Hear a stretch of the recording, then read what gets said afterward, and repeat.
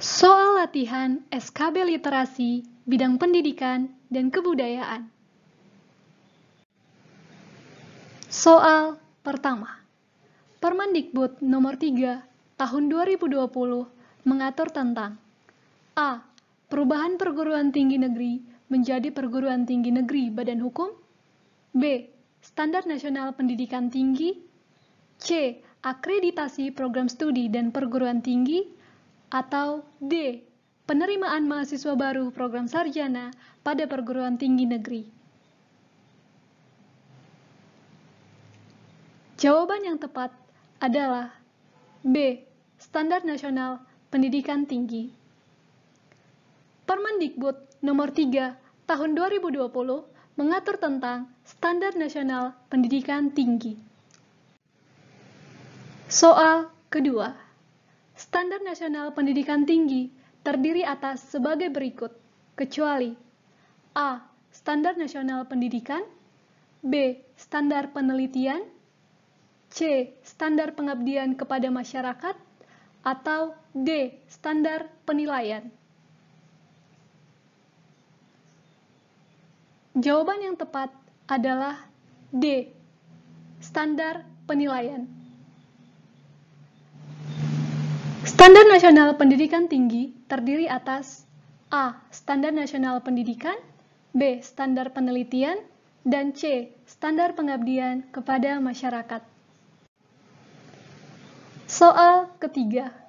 Sarana pembelajaran pendidikan tinggi sebagaimana termaktub dalam Permendikbud nomor 3 tahun 2020, kecuali A. Perabot. B. Peralatan pendidikan. C. Bahan habis pakai. Atau D. Ruang kelas. Jawaban yang tepat adalah D. Ruang kelas. Sarana pembelajaran pendidikan tinggi sebagaimana termaktub dalam Permendikbud nomor 3 tahun 2020 tercantum pada pasal 33 sebagai berikut. A. Perabot. B. Peralatan pendidikan. C. Media pendidikan. D. Buku, buku elektronik, dan repositori. E. Sarana teknologi informasi dan komunikasi. F. Instrumentasi eksperimen. G. Sarana olahraga. H. Sarana berkesenian. I. Sarana fasilitas umum. J. Bahan habis pakai. Dan K. Sarana pemeliharaan keselamatan dan keamanan. Soal keempat. Prasarana pembelajaran pendidikan tinggi sebagaimana termaktub dalam Permendikbud nomor 3 tahun 2020, kecuali A. Lahan. B. Perpustakaan. C. Bahan habis pakai. Atau D. Ruang pimpinan perguruan tinggi. Jawaban yang tepat adalah C. Bahan habis pakai. Standar prasarana pembelajaran sebagaimana termaktub dalam Permendikbud nomor 3 tahun 2020 adalah paling sedikit terdiri atas lahan. B. Ruang kelas. C. Perpustakaan. D. Laboratorium, studio, bengkel kerja, unit produksi. E. Tempat berolahraga. F. Ruang untuk berkesenian. G. Ruang untuk unit kegiatan mahasiswa. H. Ruang pimpinan perguruan tinggi. I. Ruang dosen. J. Ruang tata usaha. Dan K. Fasilitas umum. Soal kelima. Berdasarkan Permendikbud nomor 3 tahun 2020, penilaian proses dan hasil penelitian dilakukan secara terintegrasi yang mencakup unsur sebagai berikut, kecuali A. Edukatif. B. Objektif. C. Akuntabel. Atau D. Efisien. Jawaban yang tepat adalah D. Efisien. Berdasarkan Permendikbud nomor 3 tahun 2020 pada pasal 22, prinsip penilaian, proses dan hasil penelitian mencakup prinsip edukatif, otentik, objektif, akuntabel, dan transparan yang dilakukan secara terintegrasi. Soal ke-6. Peraturan yang mengatur tentang akreditasi program studi dan perguruan tinggi adalah A. Permendikbud nomor 3 tahun 2020, B. Permendikbud nomor 4 tahun 2020, C. Permendikbud nomor 5 tahun 2020, atau D. Permendikbud nomor 6 tahun 2020. Jawaban yang tepat adalah C. Permendikbud nomor 5 tahun 2020. Peraturan yang mengatur tentang akreditasi program studi dan perguruan tinggi adalah Permendikbud nomor 5 tahun 2020.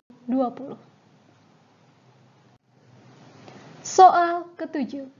Permendikbud nomor 6 tahun 2020 mengatur tentang A. Perubahan perguruan tinggi negeri menjadi perguruan tinggi negeri badan hukum, B. Standar Nasional Pendidikan Tinggi, C.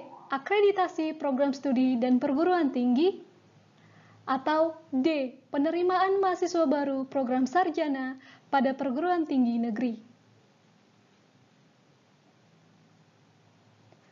Jawaban yang tepat adalah D. Penerimaan mahasiswa baru program sarjana pada perguruan tinggi negeri. Permendikbud nomor 6 tahun 2020 mengatur tentang penerimaan mahasiswa baru program sarjana pada perguruan tinggi negeri. Soal ke-8.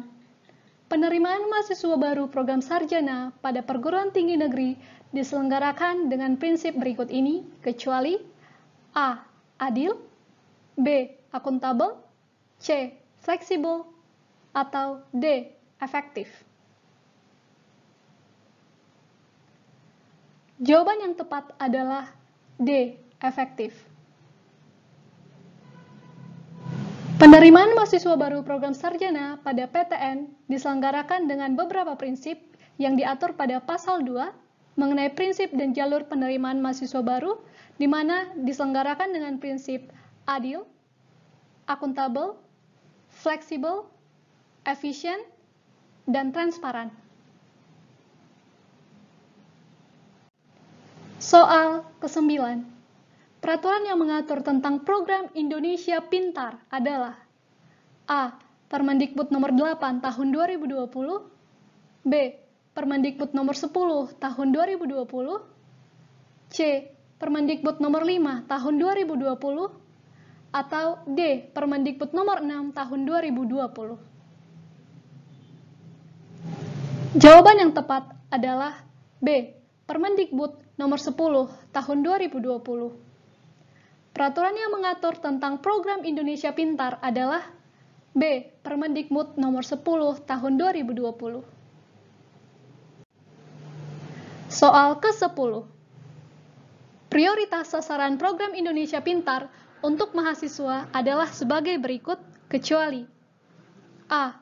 Mahasiswa pemegang KIP merupakan peserta didik lulusan SMA atau sederajat, B. Mahasiswa dari keluarga miskin atau rentan miskin, C. Mahasiswa dari keluarga peserta program keluarga berencana, atau D. Mahasiswa yang merupakan anak TKI yang berlokasi di daerah perbatasan NKRI.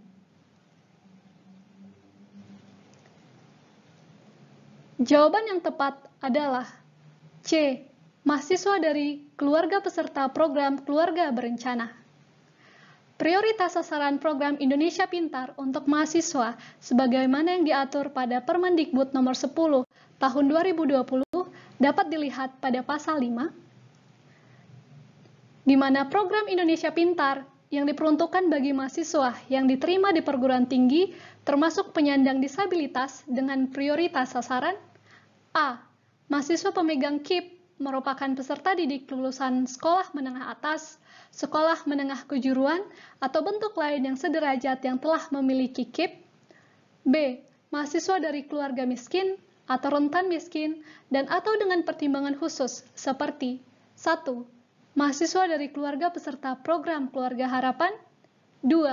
Mahasiswa dari keluarga pemegang kartu keluarga sejahtera, atau 3. Mahasiswa dari panti sosial atau panti asuhan. C. mahasiswa yang 1. Berasal dari daerah terdepan, terluar, dan tertinggal. 2. Orang asli Papua sesuai dengan ketentuan peraturan perundang-undangan mengenai otonomi khusus bagi Provinsi Papua.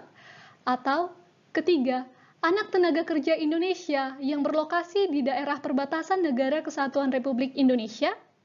Dan D. Mahasiswa warga negara Indonesia yang berada atau melaksanakan pendidikan tinggi pada wilayah Indonesia atau luar negeri yang mengalami 1. Bencana alam, 2. Konflik sosial, atau 3. Kondisi lain berdasarkan pertimbangan menteri. Demikian 10 latihan soal untuk literasi bidang pendidikan dan kebudayaan.